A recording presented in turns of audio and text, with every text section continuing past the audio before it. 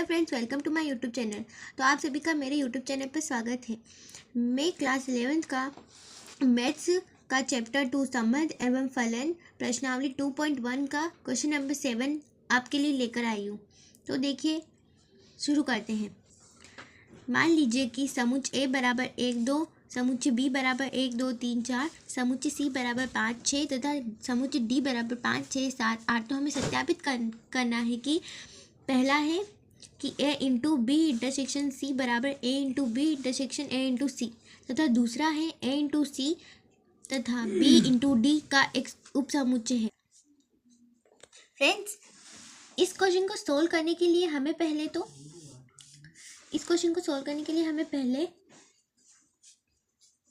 LHS लेना पड़ेगा। तो LHS लेने के लिए मैं लिखूंगी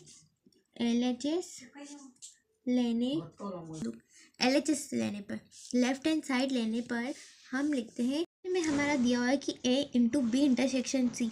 तो ये हमारा LHS वाला पार्ट है और ये हमारा RHS वाला पार्ट है।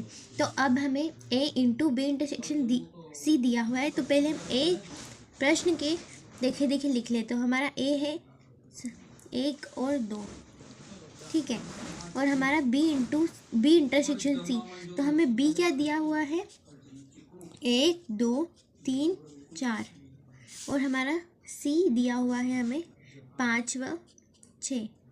अब हमें B इंटरसेक्शन C निकालना है। तो इन दोनों में हमें कॉमन कुछ नहीं दिख रहा है। इसमें लिखा हुआ है 1 2 3 4, इसमें लिखा है 5 और 6। इंटरसेक्शन मतलब कि सर्वनिष्ठ, मतलब इन दोनों समुच्चय में से जो उभयनिष्ठ अवयव है वह हमें निकालना है। लेकिन इन दोनों में एक भी अवयव उभयनिष्ठ नहीं है, इसीलिए हमारे पास ये आता है 5। अब हमें LHS में क्या होगा कि A into B intersection C बराबर 5, क्योंकि यहाँ पे B इंटरसेक्शन C 5 है। तो B इंटरसेक्शन C का गुणा हम A में करेंगे तो हमारे पास इसका फाइनल आंसर 5 ही आएगा।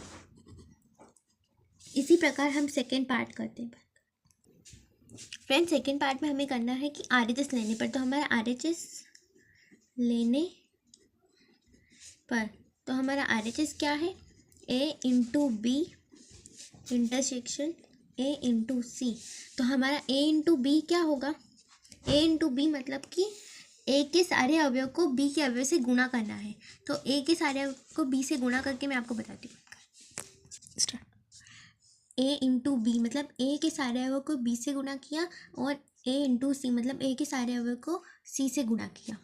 तो अब हम आपको बताते हैं कि मैंने जो गुणा किया है वह एक आर्थिक गुणन इस प्रकार मैंने लिख दिया है कि A के अवयव को B के अवयव से गुणा करना और A के अवयव को C के अवयव से गुणा करना। अब हमें क्या दिया हुआ है कि A इंटू बी का इंटरसेक्शन A इंटू सी, मतलब A इंटू बी और A इंटू सी इन दोनों में से क्या उभयनिष्ठ अवयव है। तो इनमें से एक भी अवयव उभयनिष्ठ नहीं है।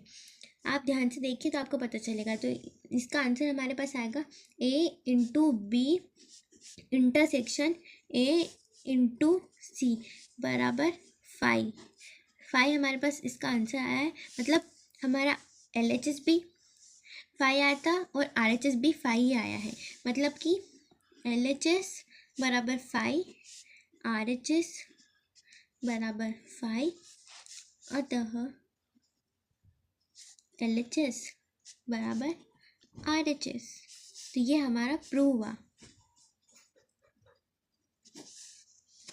तो हमारा क्वेश्चन नंबर 7 का सेकेंड पार्ट है A into C B into D का एक उपसमुच्चय है।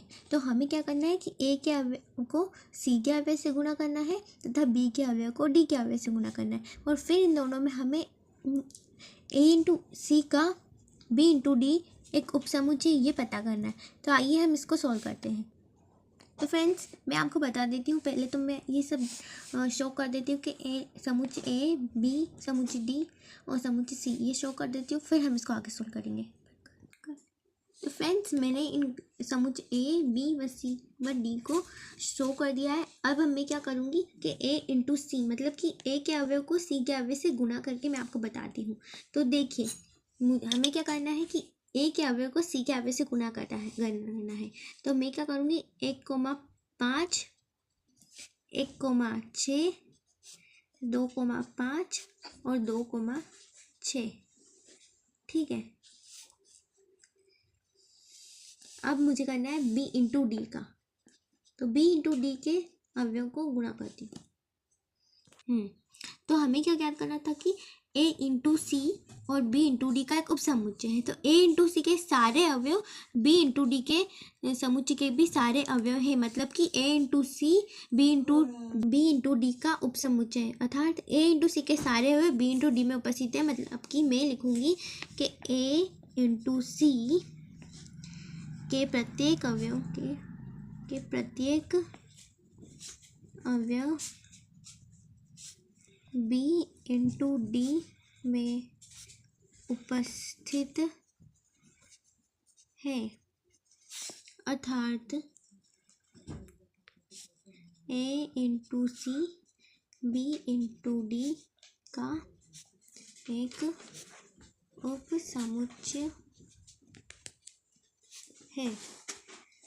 तो हमारा क्वेश्चन नंबर 7 सोल्व हुआ। मैंने पार्ट ए भी बताया, पार्ट बी भी बताया। आपको इनको देखकर सोल्व करना है, फिर बिना देखे सोल्व करना है, तो आपको समझ में आएगा। Thank you friends. तो मेरे यूट्यूब चैनल को सब्सक्राइब कीजिए, लाइक कीजिए और कमेंट कीजिए। अगर कोई भी डाउट हो तो मुझे कमेंट करके ज़रूर बताइए। Thank you.